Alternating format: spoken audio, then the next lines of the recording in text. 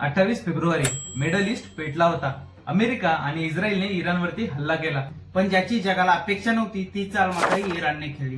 जागतिक महासत्ता युनायटेड स्टेट्सचे अध्यक्ष डोनाल्ड ट्रम्प यांनी आधीच इशारा दिला होता. F-35, F-15 फायटर जेट, युद्ध नौका सगळं मिडल ईस्ट मध्ये तैनात आहेत.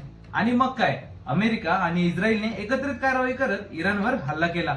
इराणचे सर्वोच्च नेते अली खैमनी यांच्या निवासस्थानावरही हल्ला झाल्याच्या बातम्या आल्या. जगाला वाटलं इराण माघार घेईल, पण झालं उलटच. इराणने 70 बॅलिस्टिक मिसाइल्स टाकल्या.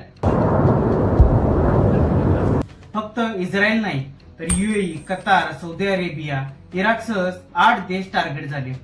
मिडल ईस्ट युद्धाच्या उंबरठ्यावर पोहोचला. इराणची खरी ताकद म्हणजे IRGC म्हणजे इस्लामिक रिव्होल्युशनरी गार्ड्स कॉर्प्स. ही एक स्वतंत्र लष्करी संस्था आहे. थेट सुप्रीम लीडरच्या नियंत्रणात येते. मिसाईल टेक्नॉलॉजी, ड्रोन, सायबर हल्ले या सगळ्यांचं प्रशिक्षण या संस्थेमध्ये दिलं जातं.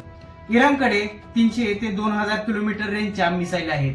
म्हणजे मिडल ईस्ट मध्ये जवळपास सगळे अमेरिकन बेस त्यांच्या टप्प्यात येतात. याशिवाय लेबनॉन मधील हेजबोल्ला आणि येमेन मधील हॉतीस या गटांच्या माध्यमातून इराण अप्रत्यक्ष दबाव टाकतो. एक गोष्ट लक्षात ठेवा, हे फक्त 2 देशांची युद्ध नाही तर संपूर्ण जगाच्या भविष्यावर परिणाम करणारी चाल आहे. तुमच्या मते इराणचे पुढचे पाऊल काय असेल? आम्हाला नक्की कमेंट सेक्शन मध्ये कळवा.